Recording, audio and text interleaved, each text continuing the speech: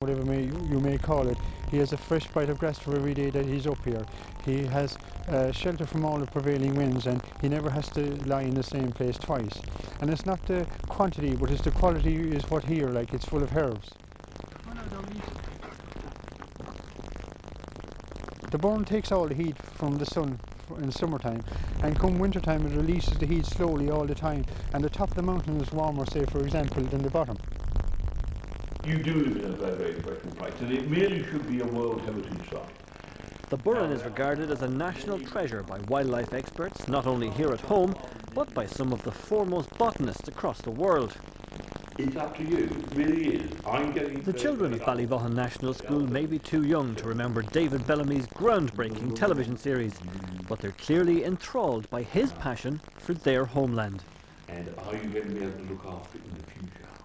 When you go back into the history of this whole coast with its warm, wet climate, where they had very, very large numbers of people going back to 6,000 years ago, and they were breeding cattle. I mean, it's a wonderful story. It's a story which should be in every textbook in the world. And these youngsters here have been actively taking their first steps towards a greater understanding of their heritage. So Katie, you're working on the Burren Pine Martin. So tell us, how are you getting on with that now? Is it coming along? Yeah, it's fine. It's kind of hard to get a lot of audio. Burren Bio is a portal educational website for all things to do with the Burren. And part of that is the EcoBio education section. And in this section, what we're hoping to do is develop areas where children in particular, all across Ireland and across the world if they're interested, can come and learn about the Burren. How many snails did Brendan say there were in the Burren? We've brought them out on field trips, and we've set research topics for them. They've gone out into their own communities, done the research, come back, and using technology, Photoshop, the image manipulation package, web packages, and we've helped them put together their own pages as such. So what we have is, you know, full representation of their work, of their own heritage, if you like, and it's just part of the bigger Burren Bio project. So it's a very important part, because basically the children and the work that they produce, they are the future for this region, and they will be the future custodians of the Burren. They now know a lot more about their area than maybe we did growing up. They know, if you bring them out for a walk, they know the flowers, they know the different grasses, they're aware of the geology of the area. They just know so much about their area, and they're so enthusiastic about it as well, and they realise now how much they have to do to preserve it and maintain it the way it is.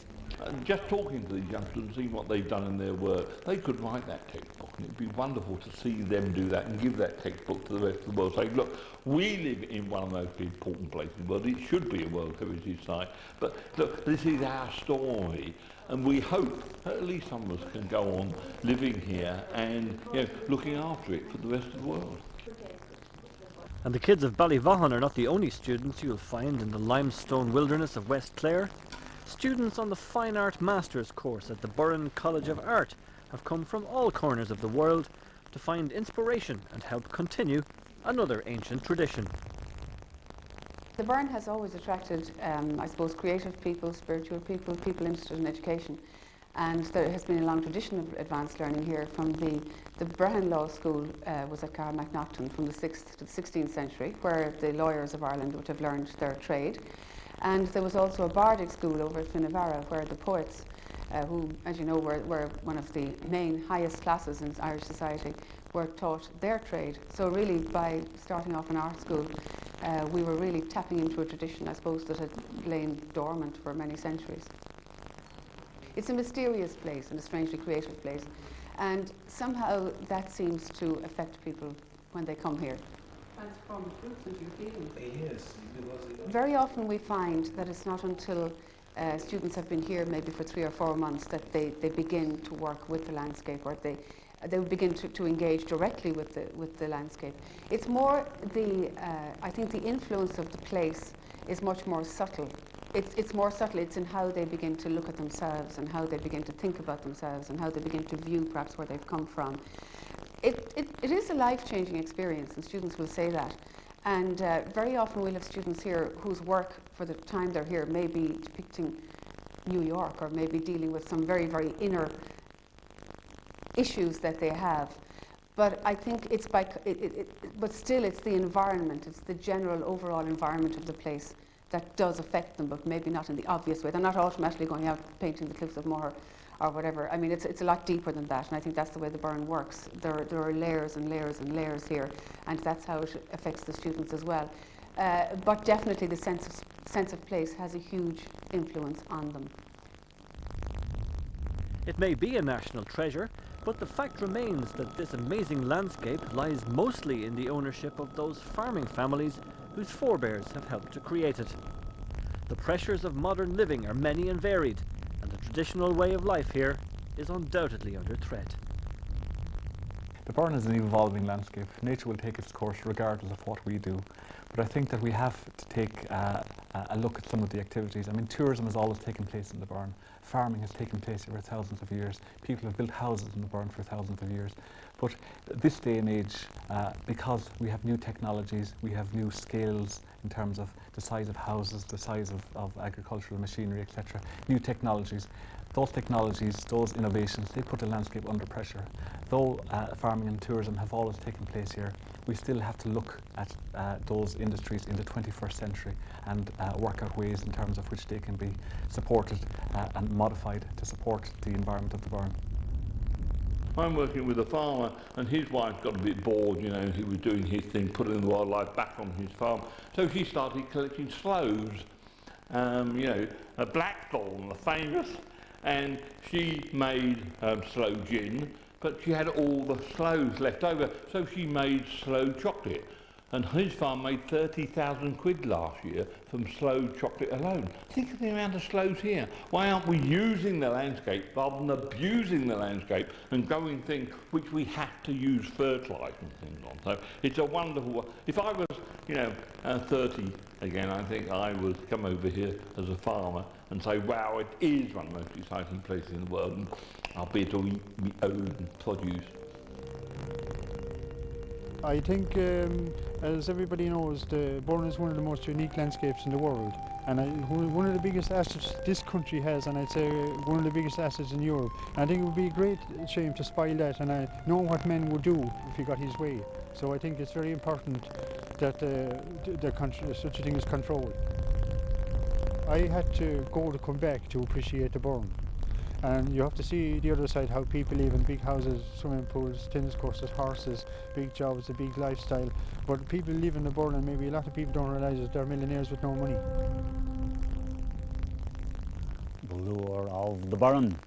Now, I suppose it's only in relatively recent years that most of us Irish discover the delights of handmade chocolates. And a delight they certainly are.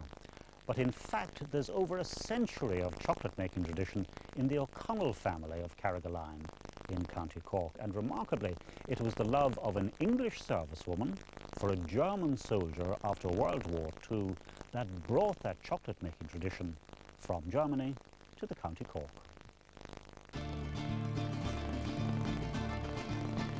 Chocolate is one of life's true pleasures. Comforter in our melancholic moments and eternal symbol of love, chocolate accompanies us through life itself. Recently, our love of chocolate has become even more pure. High-quality handmade chocolates tempt us with every rich mouthful. It's a family tradition for Corolla O'Connell, whose father's family have been chocolatiers for over a century. Well, what you do, you have to have the chocolate, obviously, and your mould, and just fill it up, put in about the right amount that you think is going to fill the mould. Take it off and clean your mould. It's quite a long process when you think doing it by hand. You have to knock out the air bubbles then and turn it upside down, so that you've got, if you have a look, you can see that you've got the hollows inside, and that's where the filling's going to go. And just let it set. The best fillings, I think, a ganache. If you use chocolate and cream, and then you can add any kind of flavour then. You just have to keep stirring this until all the cream is dissolved into it. And you can see it's getting really shiny. And at this stage then, what I'm using is pochine. I haven't tried it for years, but it'll be an interesting taste. You can try it in a minute. I put about 10% of volume in.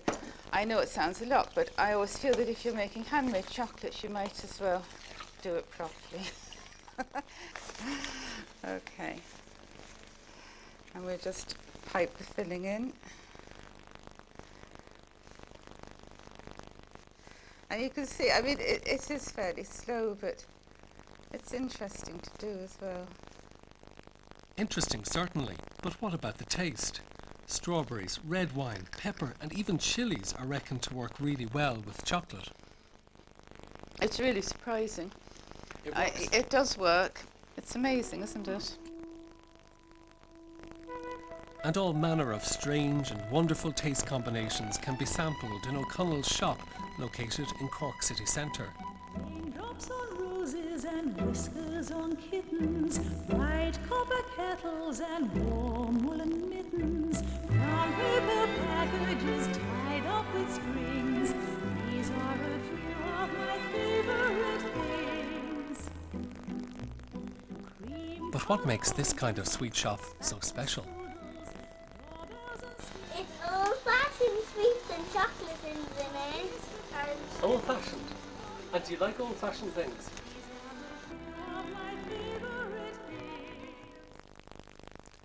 Carola's father Robert trained as a chocolatier in 1930s Germany. She keeps his old textbooks with illustrations of elegant cakes. But these books contain more than just recipes. At the front of each are the policies of the Nazi Party. Every student had to learn the beliefs and rules of the Third Reich. Everybody with a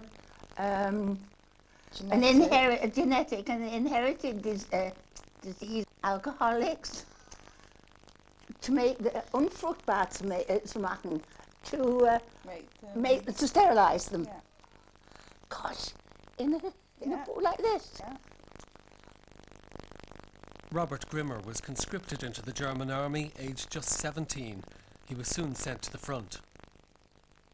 They all were gathered in a room, and some were told to go this way if they were going to Russia, and this way if they were going to Africa, North Africa.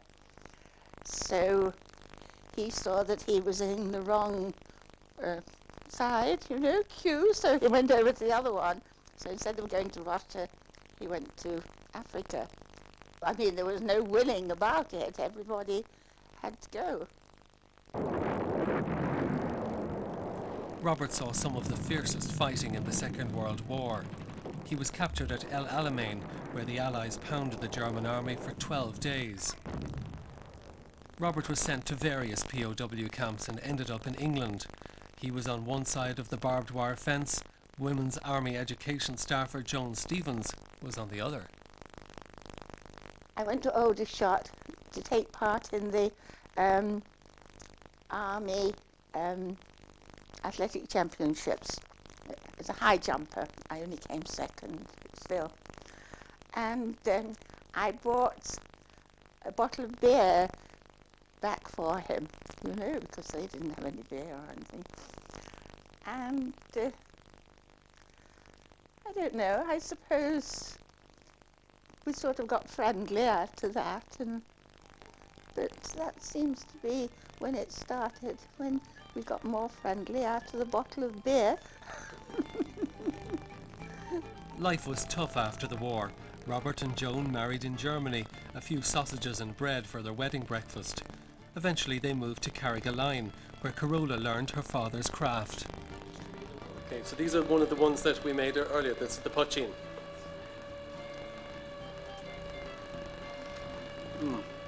That was really nice. They're very rich, yes. You wouldn't eat a lot of them. I would. You would. A box. Oh, well.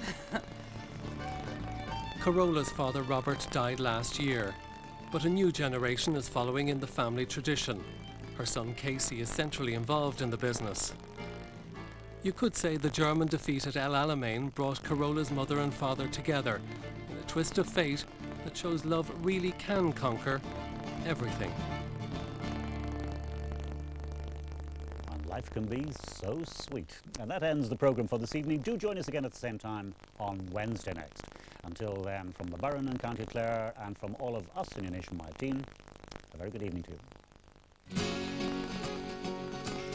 And on next Wednesday's Nationwide, All Our Yesterdays, the archive of glimpses of Limerick life over a century, built up by one family. How on the river shore they're again making the boats their great-grandfathers used to make a living, and were on a mission, a shopping mission, to wheedle out some antique bargains.